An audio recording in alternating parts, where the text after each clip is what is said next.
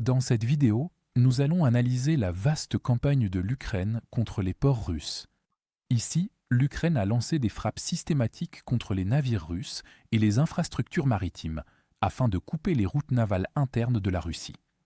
Ces frappes ont embrasé toute la côte d'Azov, visant chaque port russe et laissant la Crimée totalement exposée.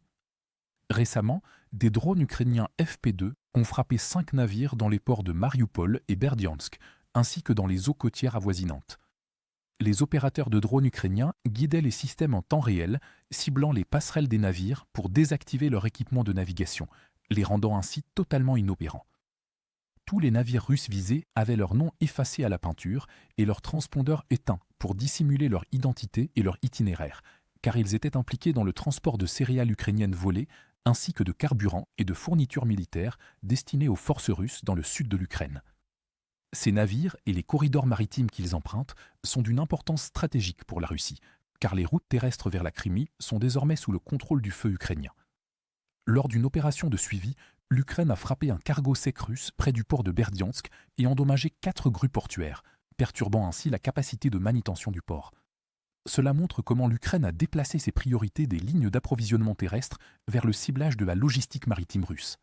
Simultanément, l'Ukraine a mené 2 frappes distinctes contre un cargo russe transportant des munitions au port de Berdiansk. Dans un autre incident, un autre navire transportant des munitions russes a été touché peu après son entrée dans le port. En plus de ces frappes, dans la baie de Taganrog, un pétrolier et 2 vraquiers ont été frappés, les empêchant ainsi de ravitailler la Crimée. Ces attaques mettent en lumière les efforts ukrainiens pour perturber la logistique maritime à travers la mer d'Azov, qui sert de corridor interne pour l'acheminement des approvisionnements de la Russie vers les zones d'Ukraine contrôlées par la Russie. Avec les routes terrestres sous le feu, la Russie dépend du corridor maritime pour transporter du carburant à ses forces et aux civils en Crimée, des munitions vers le front, exporter les céréales ukrainiennes volées et faire fonctionner les navires à pleine capacité dans les 2 sens pour optimiser les coûts. Cela rendait les ports de Berdiansk et Mariupol cruciaux, car des tonnes de cargaisons lourdes pouvaient y être transportées par navire, avec une sécurité relative jusqu'à présent.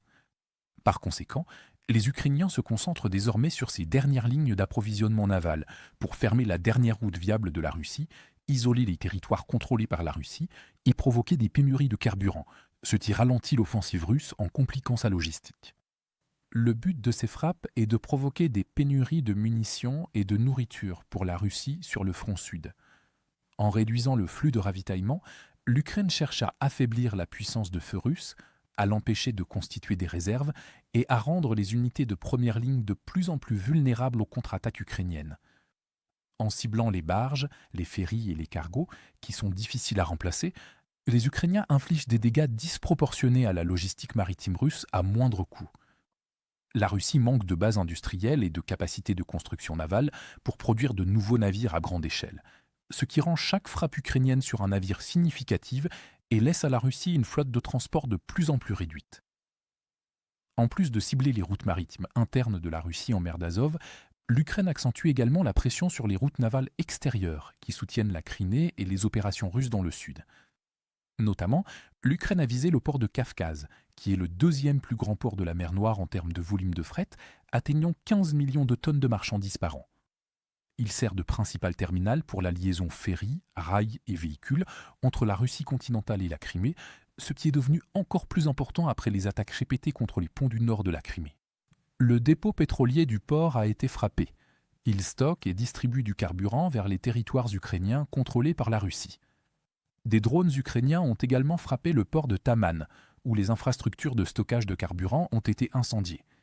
Il s'agit de l'une des plus grandes installations de transbordement d'hydrocarbures du sud de la Russie, utilisée pour le transport de cargaisons militaires et le soutien de la flotte de la mer Noire.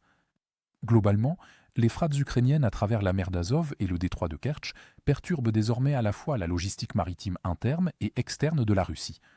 Cibler ces 2 éléments crée un effet cumulatif, car la Russie se retrouve sans alternative pour ravitailler ses forces sans perturbation. Avec les routes terrestres déjà coupées et la logistique maritime menacée, les efforts de la Russie dans les territoires qu'elle contrôle dans le sud de l'Ukraine passent lentement d'une tentative d'offensive à la simple capacité de maintenir sa présence. Pour regarder les images de combat non censurées que nous avons utilisées dans ce reportage, Consultez notre carte interactive de l'actualité. Ici, nous ne sommes pas limités par les politiques de YouTube et nous pouvons enfin vous montrer la version complète et non coupée de ce qui s'est réellement passé. Mais ce qui est encore plus important, c'est que cette carte vous donnera accès à toutes nos analyses des événements majeurs, bien au-delà de ce que nous pouvons inclure dans nos courtes vidéos quotidiennes.